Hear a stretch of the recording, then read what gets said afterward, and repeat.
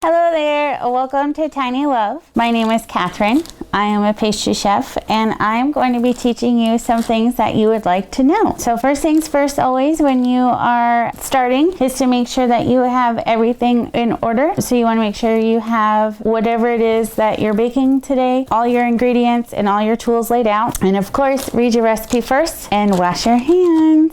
Okay, so first we're going to start by washing our hands and we're getting them all nice and wet. We're gonna get soap, just a little bit. We wanna make sure that we're rubbing in between all of our fingers, making sure we lather up. They say 15 to 20 seconds, or you can sing the ABCs a couple times. I just like to make sure that we're going a little bit longer, getting in between our fingers, tops and bottoms, wrists and fingernails are very important, okay? We are dealing with food, we don't wanna get people sick. And then we should be rinsing them off. Same thing, you wanna make sure you get in between, making sure you're getting all the areas. You don't want any leftover soap either, because soap can get people sick too. All right, then we're gonna dry our hands. All right. And that's it. That's how we wash our hands. We're gonna start off by making cake pops today. So I'm gonna gather all my ingredients and then we can start from there. And now Tiny Hands is gonna help us gather all of our ingredients. All right, here we have some leftover cake. I have a vanilla cake and then a dark chocolate cake. This was made with dark cocoa powder. If you want to know what these are, please message me and I will post a video if we have enough people. These were leftover cake scraps that I had. Best way to make cake pops, I don't like those gimmicky little machines. I carve cake, so this is good. I always have leftover cake scraps. Cake pops are super easy and they can last in the freezer for up to 3 months if properly stored. I also have here a cup of frosting. Now this is my non-dairy whipped frosting. I like it because it's a little lighter. Some people may disagree that a cake pop should be made with buttercream only. If you want to test this out and let me know your thoughts, I will do one with buttercream as well. Now we're going to add in different amounts to our icing, but this was also leftover and can be stored as well in the freezer for quite some time. Now I have some cake pop sticks that I'm gonna go ahead and use that. We have 12 here, so we're gonna make a dozen. I have chocolate and blue melting chips. Now this is chocolate, that's gonna go for our chocolate cake, and blue for our vanilla cake. All right, let's begin. So I'm going to start off with our white cake first. So I like to just kind of use my hands and break it up a little bit. We want it nice and crumbly. This one is a little bit lighter than the chocolate one, so we're going to use a little bit more of our frosting for that. Now you can also just use your hands. One of my chefs said that the best tools in the kitchen are our hands. We can constantly wash them, so it's fine. And we will go ahead and use that. So I'm gonna start off with a little bit at first. Still got some, sorry guys, I use my hands. And we're gonna blend it until it's nice and consistent. So we're gonna go ahead and start with that. This gets really messy, so. If you wanna get your kids involved too, this is a great thing for them as well. Kids love to get messy and kind of play with their food. So there's an awesome tool. You can have some nice bonding time with them. So we're just gonna keep mixing this until it's nice and put together. Okay, so this is a nice good consistency we like. You can kind of see that it's forming its shape, it's holding together, it's not too wet. So from here, what we can do is we're gonna go ahead and start rolling into little balls, right? And it depends on what size you want your cake balls. You can make nice big ones, you can make 2 bite size, 1 bite size, kind of depends on what you're gonna do. We're not gonna go fancy with our decorations, so we're just gonna go like size of your palm right here. Then once we're done, we're gonna line them up. So we're gonna roll out a couple of these and make a bunch of them. We want at least a dozen here. Now if you have more, that's great. You guys can keep going until you're all done. I have lots of extra cake left over, so I like to just kind of make them whenever I want. But we're gonna make these little balls here. Make sure we don't get too much on there. And then once we get enough balls together, we're gonna put them in the freezer to harden. Now that's gonna be the most important step when you're making cake pops, is that you wanna have that nice hard surface to work with. So once we get these balls all ready to go, we're gonna let them kind of harden up in the freezer.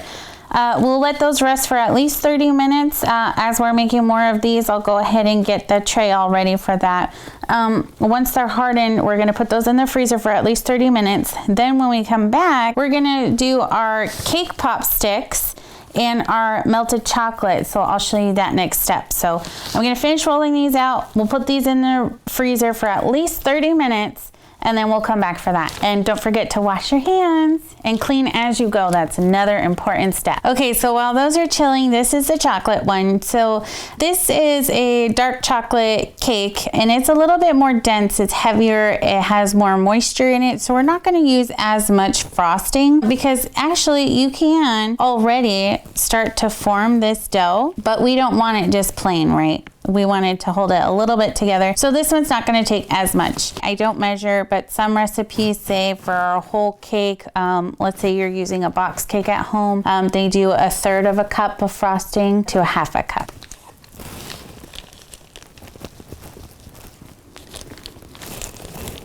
And don't do what I just did and got crumbs in your frosting. All right, so once again, your hands are your best tools, but I understand for people who don't want to do that, you can go ahead and use a spatula or a spoon. Kind of looks like Oreos right now. Kind of smells like it too.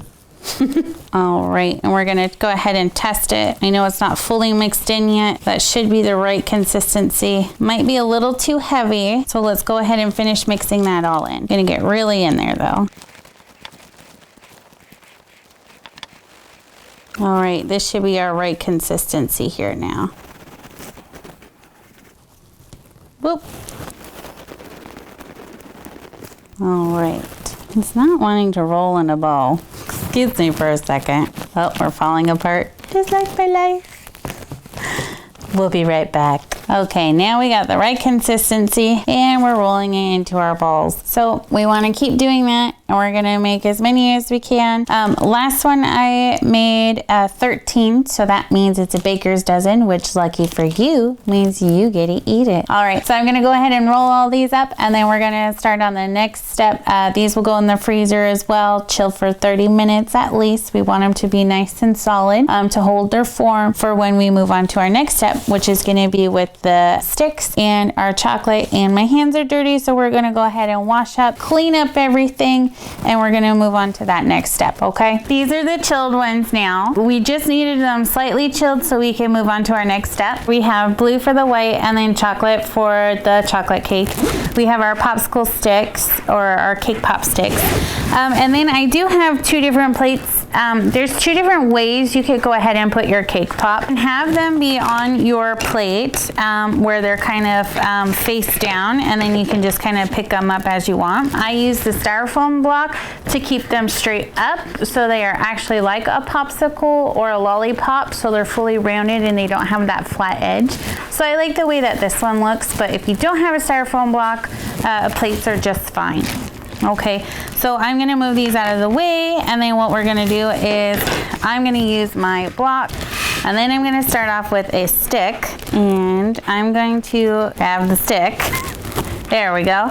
I'm gonna go ahead and just dip the tip a little bit in our chocolate. We wanna make sure it's just a little, we don't want too much on there. And then we're gonna stick that straight down. Let's hold that at a better angle, right into our cake pop. You wanna push it down a little bit, try not to flatten it. There we go. If it does get flat, we can always kind of mush it back into place, right? So there we go. So we're gonna repeat that step for the rest of these, and then we're gonna do that for blue. Then once this kind of hardens, depending on, because we have a lot of them here, it could be dry enough to start dipping. When you do dip your cake pop, you wanna make sure that it's in a nice deep bowl there, so you can get adequate coverage. All right, so I'm gonna go ahead and do this, and my tiny hands assistant will help me. Ta-da! From here, we're gonna go ahead and take our cake pop and we're gonna go ahead and start dipping them. So we wanna make sure, once again, we have something nice and deep. So we're gonna go all the way down, kind of twist in there, make sure we're covering the area up to that little nodule. And then when we bring it out,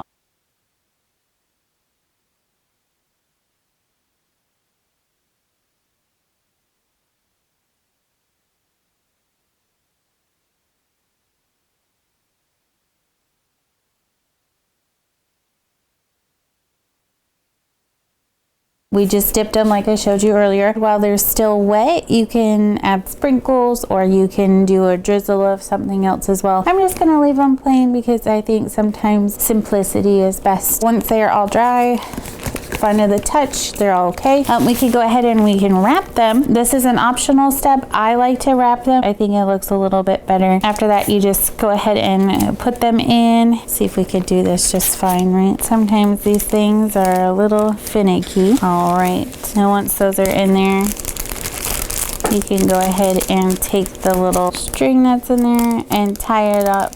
Gonna be a cute little pop. You can go ahead and trim the rest of these if you desire. Sometimes it's nice, but I'll just leave them there. Then you'll go ahead and wrap all those up.